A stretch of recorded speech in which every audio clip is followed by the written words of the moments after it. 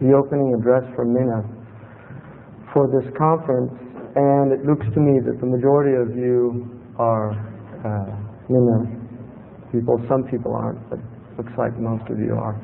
So what I'd like to talk about really, I think, are some of the things that are affecting our youth in this country and really everywhere else, because now we're dealing with a global phenomenon, which is the monoculture of consumption, consumerism, and particularly Western culture, which is taking over the world in incredibly rapid ways. I was just, for instance, in Spain, and we spent a month there, and the effect of Americanization, globalization, everywhere you saw billboards with Western actors who suddenly were transformed into Spanish-speaking people because their quotations were all in Spanish. A lot of them were for alcohol campaigns. They had a famous actor called Neem Leeson, I think, or something like that, and several others. And when you look around and see these famous faces on billboards that everybody seems to know who they are, and for some reason people seem to be interested in what type of things that they drink, even though they probably don't drink those things, but they're paid massive amounts of money to at least pretend that they drink those things, because if they do, other people tend to follow them. Now, one of the interesting things about human beings sociologically is that human beings tend to imitate. In fact, Ibn Qayyim al-Jawziyah, rahimahullah, in a book called I'lam al-Muwaqqi'een, says that one of the proofs for taqleed, which is the idea of somebody imitating somebody else if they don't know themselves, is that the fiqra, or the inherent nature of people, is to imitate. Human beings tend to imitate. And if you look at this culture, the people that are put up as models that people are now imitating are done through very sophisticated techniques that have been studied very seriously, and many of the people involved in these activities are actually, they have PhDs in psychology. Just to give you an example, in New York, and somebody sent this to me, it was a program that was shown on CBC. In New York, they had a child psychologist who was on this documentary about using advertisements and directing ads at children. And they actually direct ads now at children that are 2 years of age. In other words, there are actually television ads that are designed for children that are 2 years of age. And this, at a certain point, this interviewer asked this man, "Don't you find this unethical?" And at that point it was as if this person actually didn't have that word in his vocabulary. Any word that either unethical or ethical, anything with ethical. And he looked at this person and he said, "Unethical, why? Why would it be unethical?" And she said, "Because you're manipulating people who really don't have the ability to discern, because of their age, that they're unaware that they're being manipulated." And he said, "Well, if we didn't do it, somebody else would." And this was his type of justification.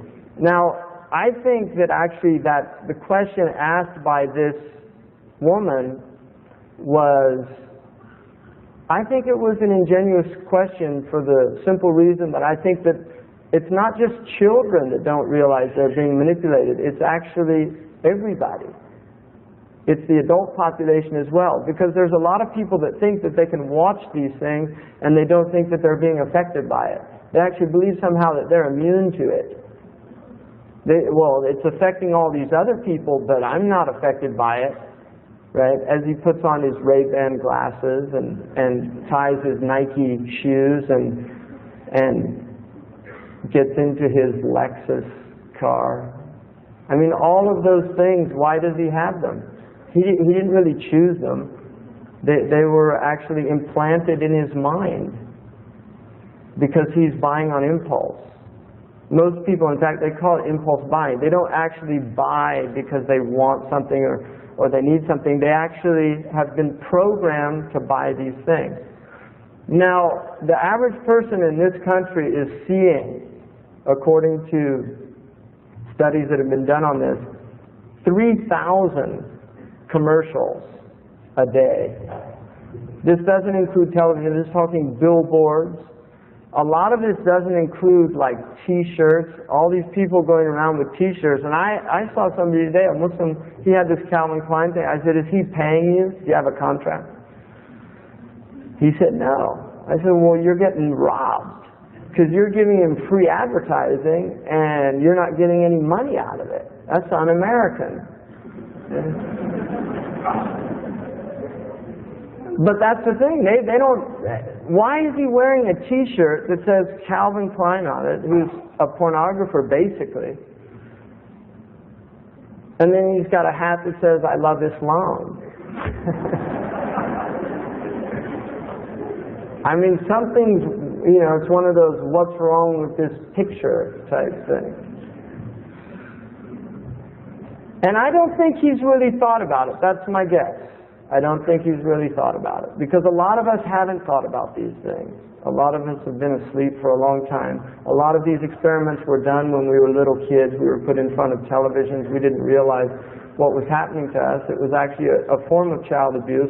Unfortunately, most of the parents didn't even realize, because the television in this culture is used, and I wrote an essay about this, it's used like the Pied Piper of Hamelin. I don't know if people know that story, but when I was a little boy, that was one of the stories that was read to me. And it was about a group of children. Well, the story is that a bunch of rats take over this town, and they're driving the town crazy. So this piper comes in, and if you know European and Western motifs, the piper is usually the devil. Pan, Puck, there's a lot of, but the piper is usually the devil. So the Pied Piper comes into town, and he says, I'll get rid of your pests for you, but you have to pay me. This is ancient pest control. And so they agree on a price. Sure enough, he takes his flute out, and all these rats follow him out of town. And he dumps them over the ocean at a cliff, and he comes back and he wants his pay. Well, now people are greedy by nature, and so the mayor decides, well, they were probably left anyway, and we're not going to pay you. So he gets upset, and what he does is he plays his pipe, and all the children follow him out of the town. And he takes all these children, and they're hypnotized. You see, they can't, and he takes them into a mountain opens up, and he goes into the mountain, and everybody goes in except a lame child. One child doesn't make it, and all the children disappear, and they're gone, and then the town goes into mourning because they've lost their most precious thing, which is their children. And in a sense, that's what's happened. The television is like the Pied Piper. Children have this interesting dual nature. On the one hand, they're like pests. Right? They're like rodents. People don't like them in the house. They cause problems, they break things, they're smelly. They do a lot of things that really drive parents crazy, particularly men. Men are driven more crazy than women. In fact, some people claim that that women are much more in touch with their children than men are. There's a lot of people say that men just think that there's a bunch of little people living in the house or something. But anyway, they have this pesty side to them. So what do people do now? They call in the Pied Piper. And they put this child in front of the Pied Piper. And he takes away that pesty element of the child. Because suddenly the child's no longer screaming. It's no longer clamoring for something to do. It's no longer begging the mother to do this or that. It's literally completely pacified in front of a cathode ray tube, which has in the back of it something that they literally call, the engineers who designed it, a cathode ray gun. So it's a gun in the back of that television that's shooting rays. It's a ray gun. I mean, if you've read like Flash Gordon and science fiction, ray guns are what aliens had to kill humans. So this is what's happening. There's a ray gun beaming waves out. Now what people don't realize is, because when I was in the Muslim world and I used to ask these scholars about television, they would say, oh, it's just a window. If it's good, it's good, and if it's bad, it's bad. It's a nafida. That's how they explained it, these ulama. Now there's no window in existence that you can open up which will start beaming cathode rays at you. Right? If you go out and open up a window in your house, there's no cathode rays that are going to be beamed at you. So what happens when these rays are beamed at people is the brain has waves. We have what are called brain waves. Now if you know anything about pendulums, right? Everybody knows what a pendulum clock is. A pendulum clock, there's an interesting phenomenon that happens with pendulum clocks. If you have a clock and you put a whole bunch of pendulum clocks together and then you set them at different times, at a certain point they will do what's called in physics entrain. They all begin to entrain. In other words, they will begin to tick, moving back and forth at the same rate. So you'll see they entrain with each other. Now they studied this, and what they found, it was actually oscillatory waves from the strongest pendulum begin to affect the other pendulums, and they synchronize eventually. So what happens with this TV is it beams out these waves, and the brain waves begin to entrain with it. There's an entrainment going on. Your brain is literally going into sync with these cathode rays. That's what's happening. And you go into what's called a hypnagogic state, which is similar to sleep, or it's even similar to some meditative states. So what happens is you put these children in front of these tubes and they're basically hypnotized.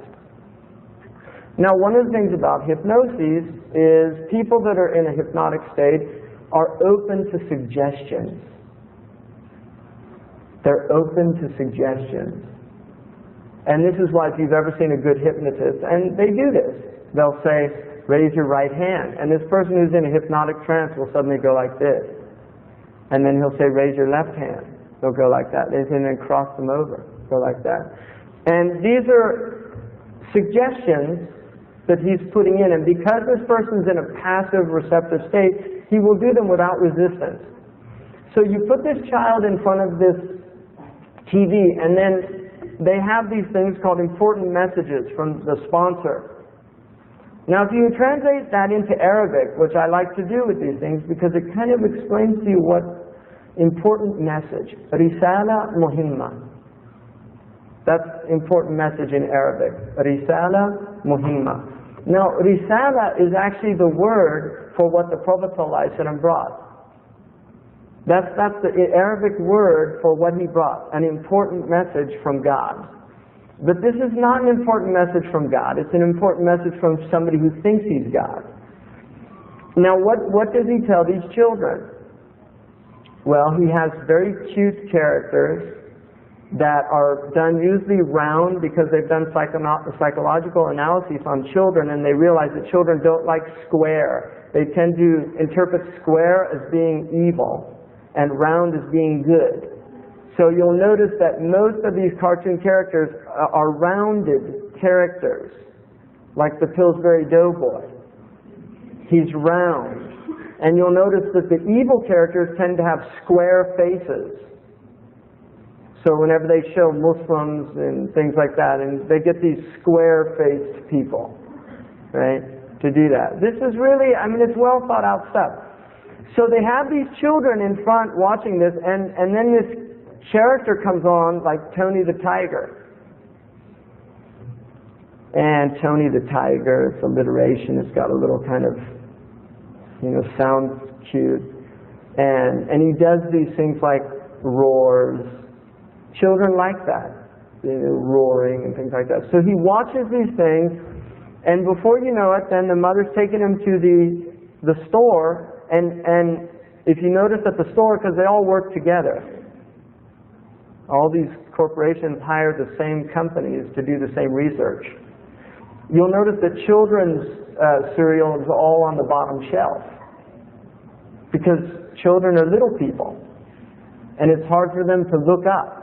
But when they're down there walking with mom and they go down that aisle, they look and suddenly they see Tony. And he thinks Tony's his friend, because Tony talks to him on the TV. And children have a hard time distinguishing reality from virtual reality. Right? Real fun. Right. So suddenly the child's screaming, I want that. Now at that point, the mother's got a problem.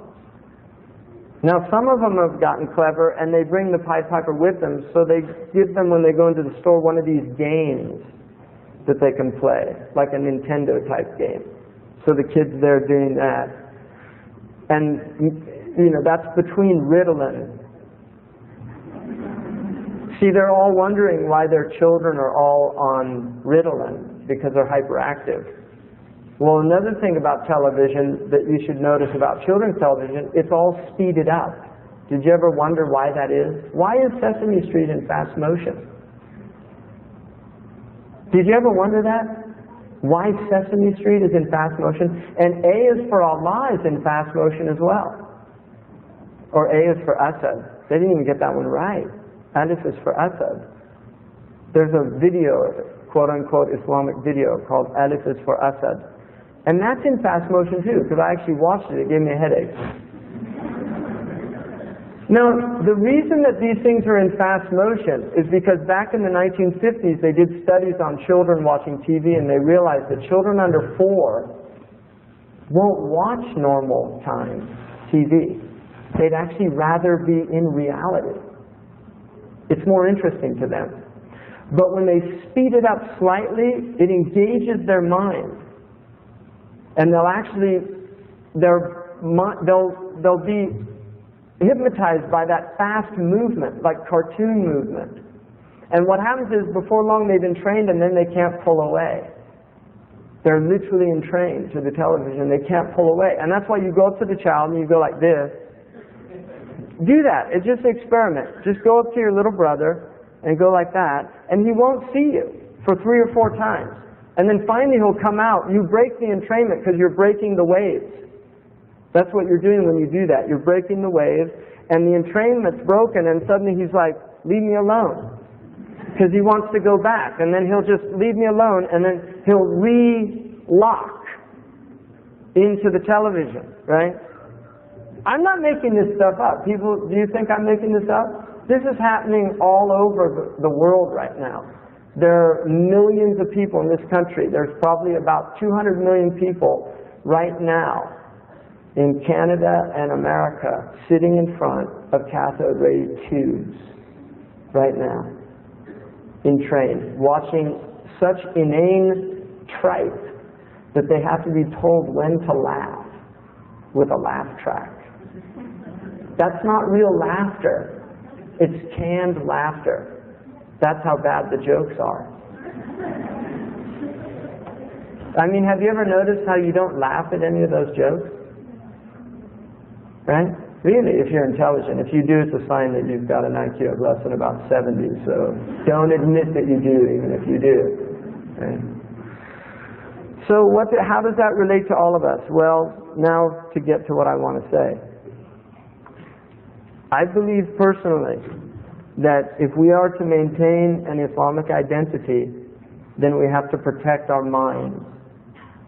Your mind is the most precious thing that you have, your heart, and it's something that Allah subhanahu wa ta'ala said, إِنَّ السَّمْعَ وَالْبَصَرَ وَالْفُؤَادَ كُلُّ أُولَٰئِكَ كَانَ عَنْهُ مَسْئُولًا.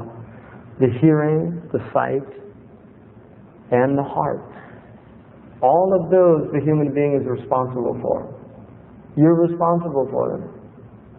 Now the thing about Why hearing first, and then sight, and then the heart?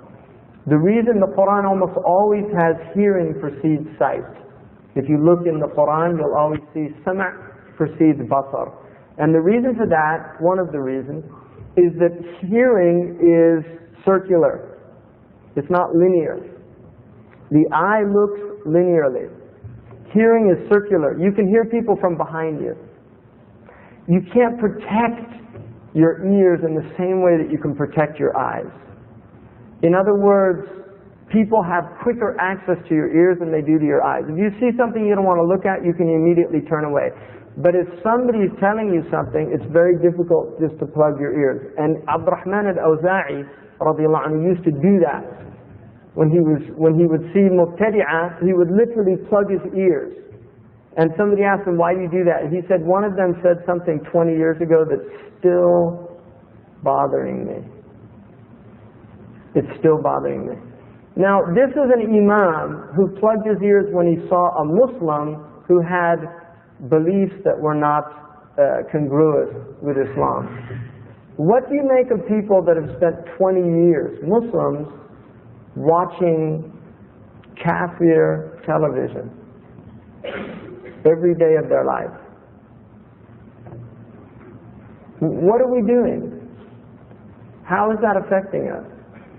How is that affecting us if you turn on your television when you go home and you watch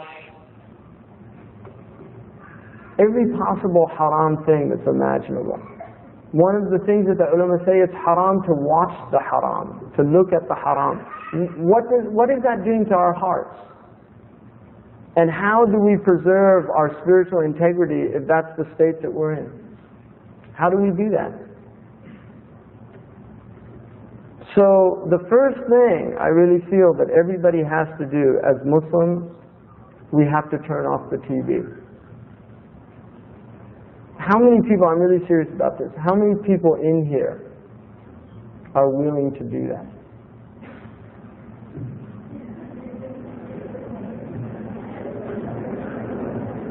Not that many.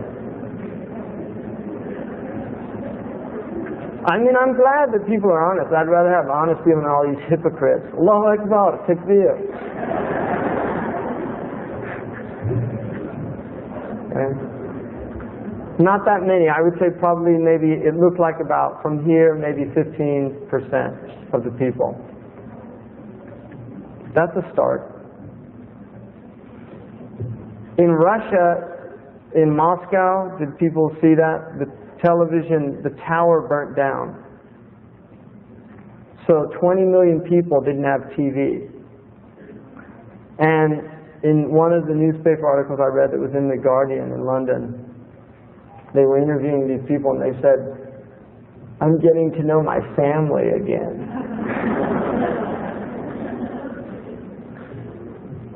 And one lady said, I hadn't realized how much my husband had aged.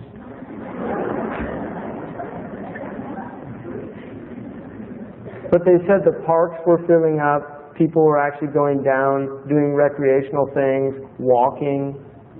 People were having to actually talk to each other. People that don't realize, I really don't think they don't realize the impact that this machine has had on our lives. And it's getting worse and worse because it's everywhere now. In the Gulf states, in Arabia, children are growing up on this stuff.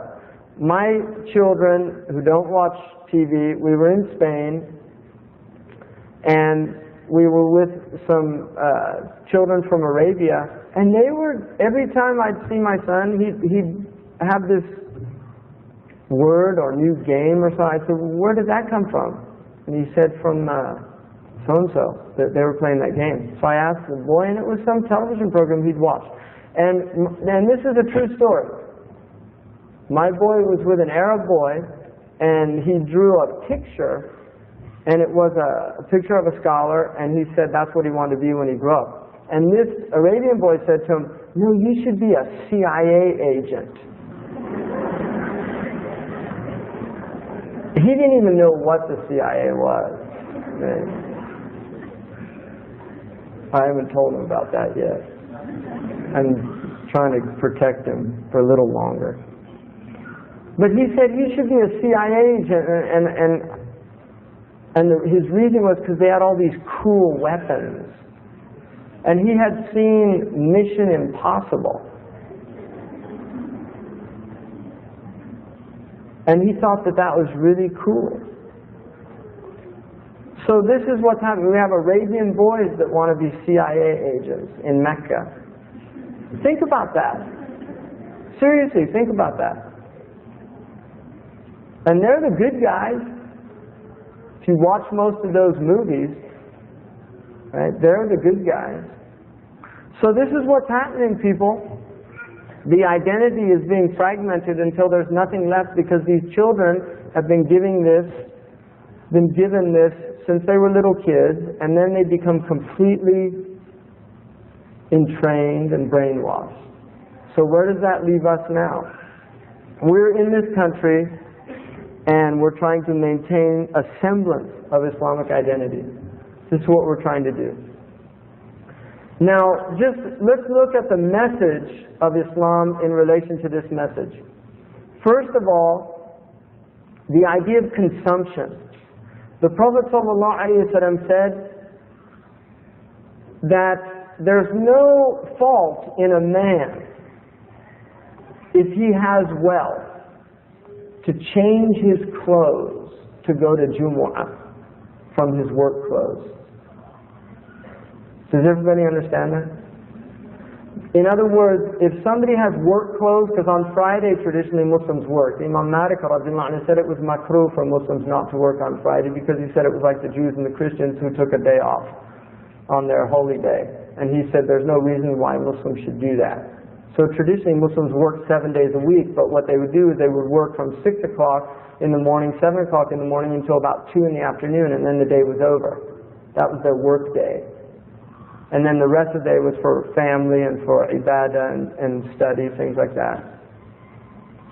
Anyway, the point of that hadith is that a man who has an extra clothes, if he can afford it, to wear a Friday suit and change it. And the Prophet was saying that there was no haraj, there was no fault in that.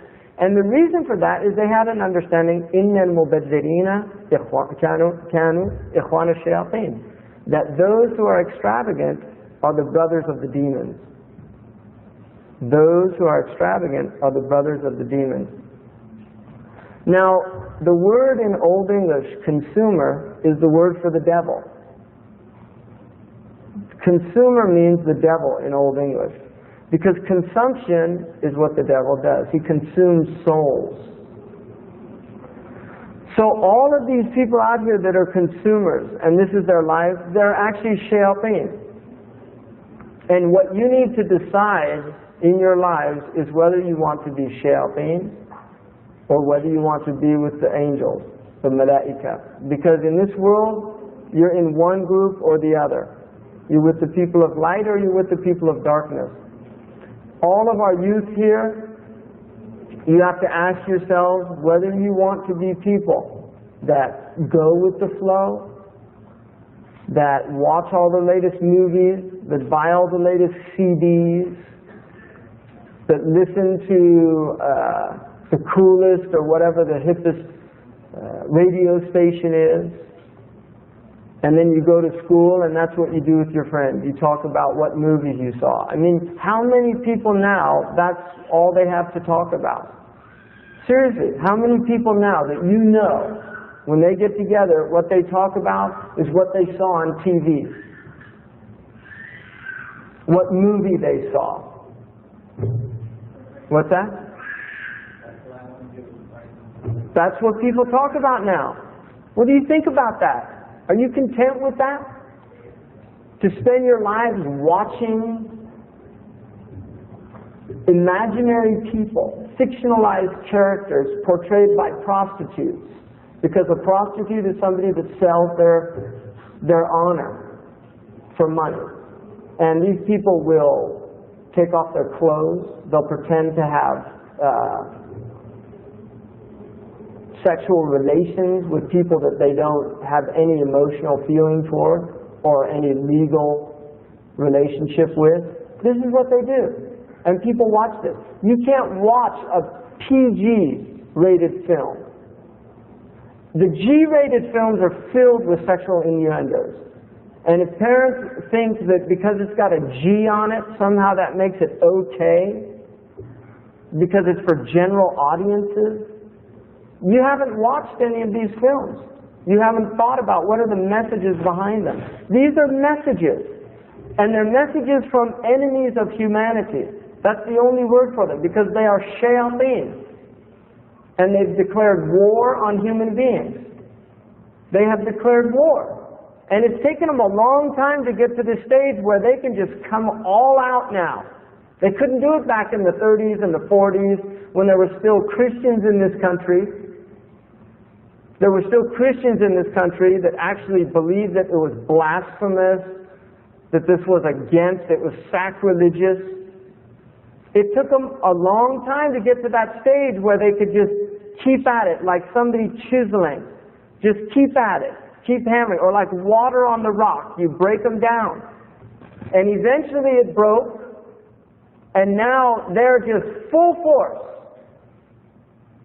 They can come out with demon worship, films in which criminals are heroes. Criminals are heroes now. Look at how many films in which the hero is a criminal. There's no resolution of good versus evil. Crime pays. These are the stories that are being told to people. They have a story now about a car thief. And it's the joy of stealing cars. I know a couple of people have seen this film probably in here. Really, how many people, just be honest with me, how many people, who's willing to really be courageous and say, yes, I saw that? About as many as those are the honest ones. There's probably a lot more that have seen it, but I didn't see it. I wouldn't see it. But the point is, here's a film about a car thief who's a hero, according to what I read. What is that telling you about a culture? It's completely bankrupt. This is the stories that they're telling, and this is the story that many of you are allowing into your mind, into your heart. You don't think that's not having an effect on you? There's images that will be with you as long as you live from some of these films. I have images from films I can't get out of my inner eye. I can see them. I can close my eyes and see them. Right? People are laughing. You think this is funny. It's hilarious. That's what they want. Just we'll entertain you until you die. They can't. There's no VCR in the grave. You don't get to pluck in the video to forget about reality in the grave. There's no DVD there either. There's no CDs. There's no music. It's not there. And either you believe it or you don't, and that's your choice. But if you believe it, my suggestion to you is to recognize what's happening to you. You're basically possessed.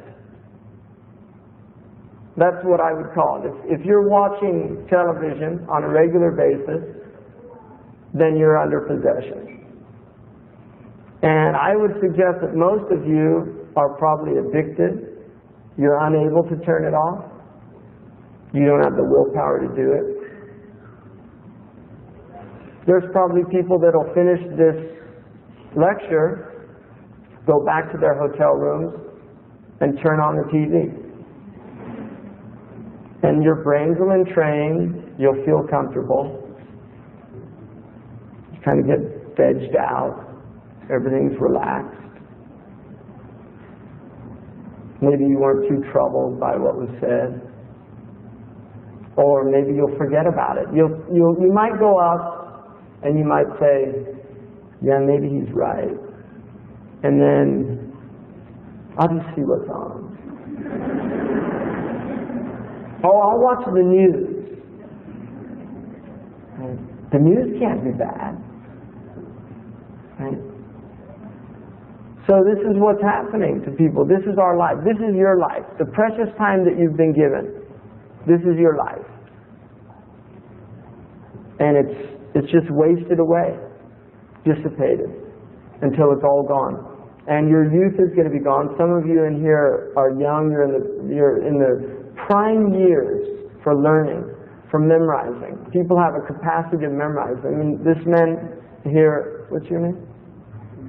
Samir. Samir memorized the Quran in 2 years. Right? But that took effort. That wasn't easy. It took willpower, it took discipline, consistency, and now it's going to take willpower and effort to maintain it, because now the hard part begins when you finish it. Really, that's the hard part. But on the Yawm al-Qiyamah, according to the hadith, the Huffaz have a place, they're given a maqam, and everybody envies them. يَغْبَطُهُمْ. People envy them. So if you put this world in relation to the next world, it'll change your perspective on this world. But if you just stay in this zone of illusion and desire and shahwa, you won't think about it. None of you will think about it. You'll just go on with your lives. They'll be empty, meaningless lives. That's what they'll be in the end of the day. You'll have wasted the most precious opportunity that you've ever had. Now, I just was with a Frenchman in Spain who had just become Muslim. He'd been a Muslim 6 months. And this man was very serious. During the time that we were there at this study course, he had a dream of Isa alayhi salam, who came to him in a white robe, and he said, "Get ready for the end of time." That's what he told him. And he came to me and told me, he said, "What is that dream?" He said, I felt all this peace in the dream, in his presence, and I felt incredible. And he said, "What does that mean? Get ready for the end of time." And I told him, the Muslims, we have a belief about the end of time. The first thing is, we believe that the end of time is imminent, and we believe that for the last 1420 odd years. The reason for that is that the Prophet ﷺ was a sign of the end of time. He actually initiated in the last phase of humanity. So people say, "Oh, well, people have been saying that for so long, and it's doom and gloom, and it hasn't come, and there's all these movements and all these different things," and it never came. Scholars have been saying it's the end of time for centuries. Well, it's a lot closer than it was 1400 years ago. I mean, if 1400 years has passed and it hasn't come yet, it's a lot closer than it was, because the Prophet ﷺ said, "Bu'ithu was-sa'a ka-hatayn." I was sent, and the hour is like these two, and he put his 2 fingers together, sallallahu alayhi wa sallam. And it's a sahih hadith. "Bu'ithu was-sa'a ka-hatayn." So he said, so I told him that there's the first preparation is preparation for your death, because that's the Yawm al-Qiyamah for you. That is the real preparation. Somebody came to me today outside and said to him that his son, who was 19, died this year in a accident, car crash. And he said he really benefited from your lectures and things, and he asked for dua. His name was Wasim, the boy who died. Rahimahullah. Shall everybody say Rahimahullah. 19 years old. Imagine that. Think of his hopes and aspirations. Think of his parents' hopes and aspirations.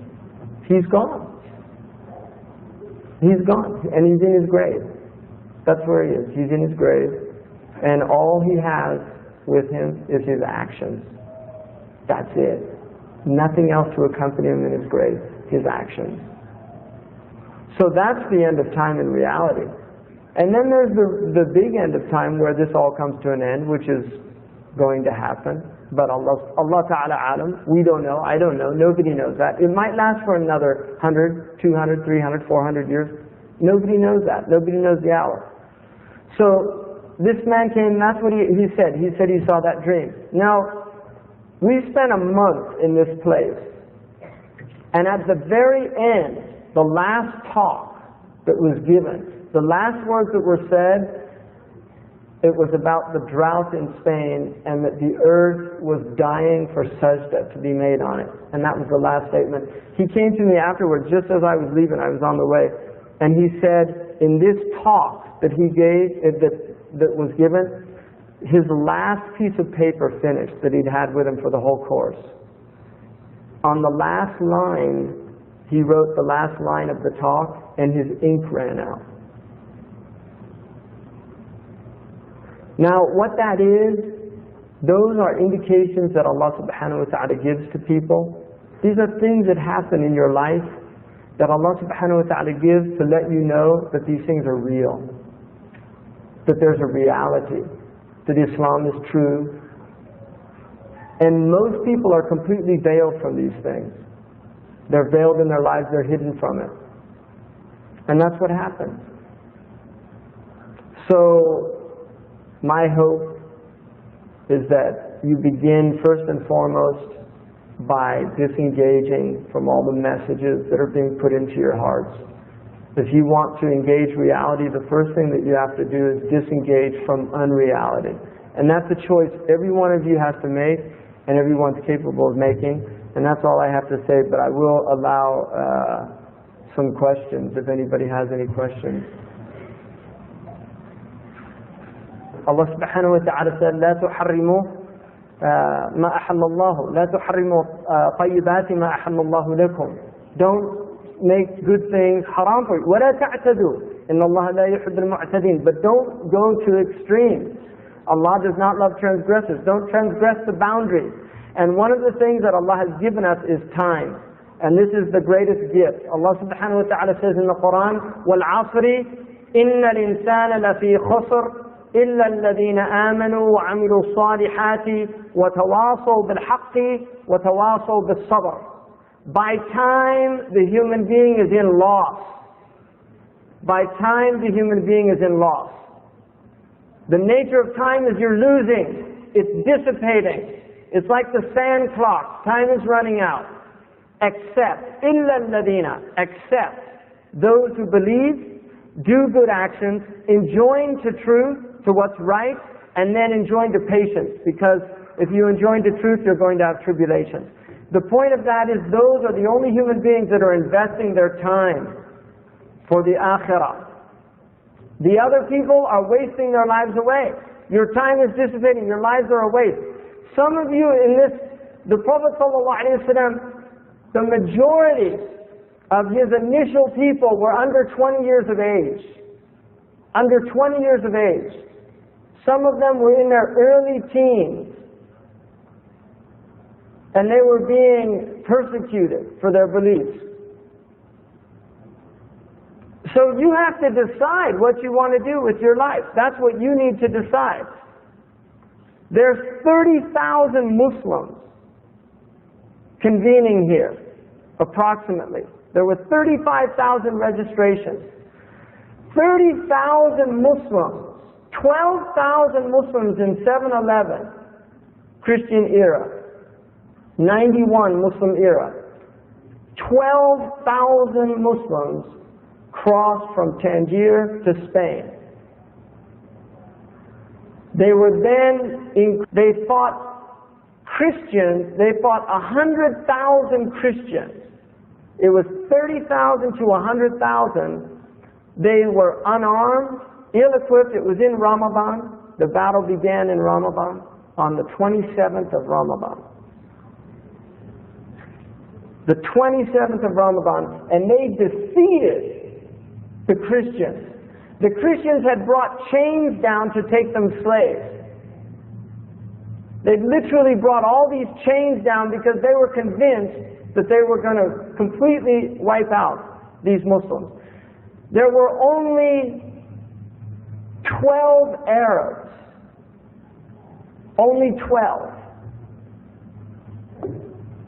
They were almost all North African Berbers. There was no Arab invasion of Spain. It was a Muslim invasion of Spain. Now, obviously, times have changed.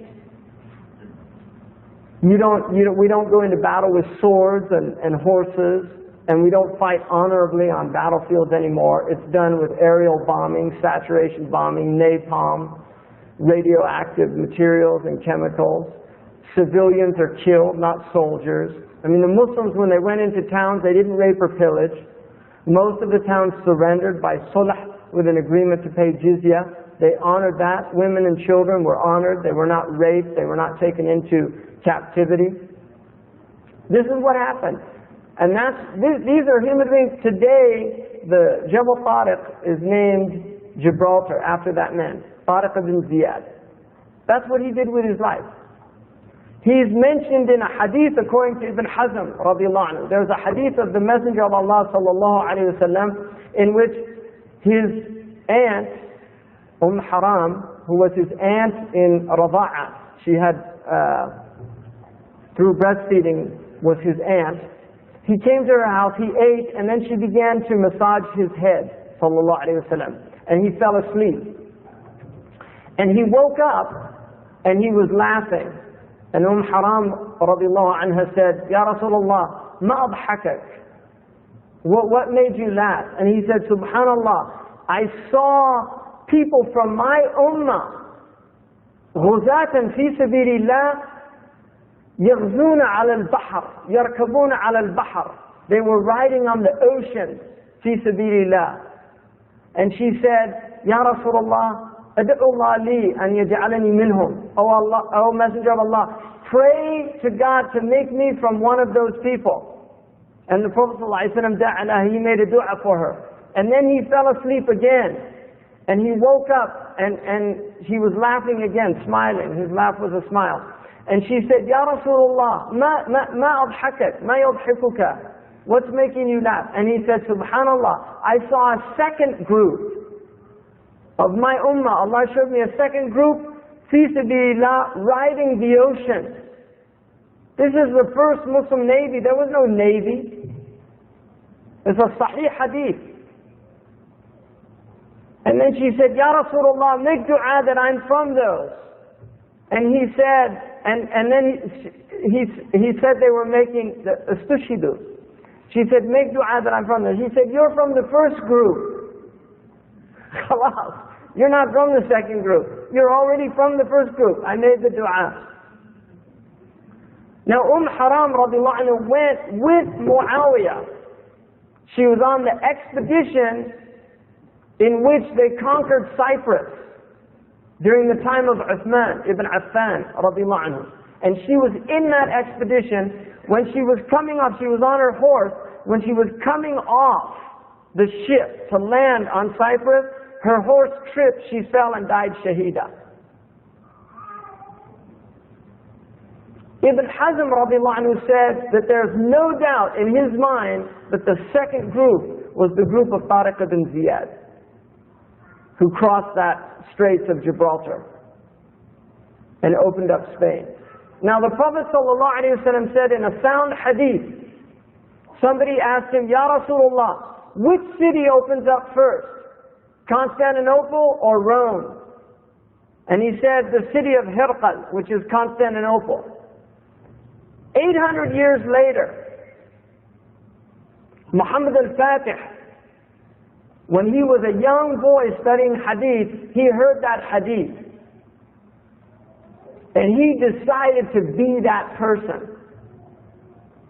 Because the Prophet ﷺ said, Ni'mal Amir wa ni'mal Jaysh. What an excellent leader and an excellent army that will open the city of Constantinople. And he said, this was his himmah. I want to be that person. I'm going to be that person. And that's what he set his life out to do. And Constantinople fell at his hand. At his hand. Now the Prophet ﷺ said that the city of Rome would fall after that. The city of Rome would fall after Constantinople to the Muslims. 800 years it took for Constantinople to fall. And yet people believe that hadith. Now according to this other hadith, the city of Rome, the Pope's city, will become a Muslim city. And we should believe that. Why should you believe that? And there's no reason why it won't open with, not with weapons, but with da'wah. Because da'wah, and people forget this, is from jihad. Da'wah is in the bab of jihad. There's no bab of da'wah in any books of fiqh. It's called bab ahkam al-jihad, the rules of jihad. Da'wah is in the rules of jihad because da'wah is part of jihad. Really? So who amongst you wants to be one of those mujahideen?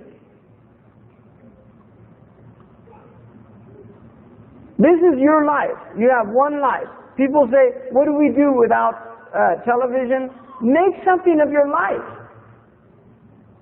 Do something with your life. Be disciplined. Memorize the Quran. Learn the deen. Learn your deen. Or even do creative things. Do something creative. Do something actually there's an end product.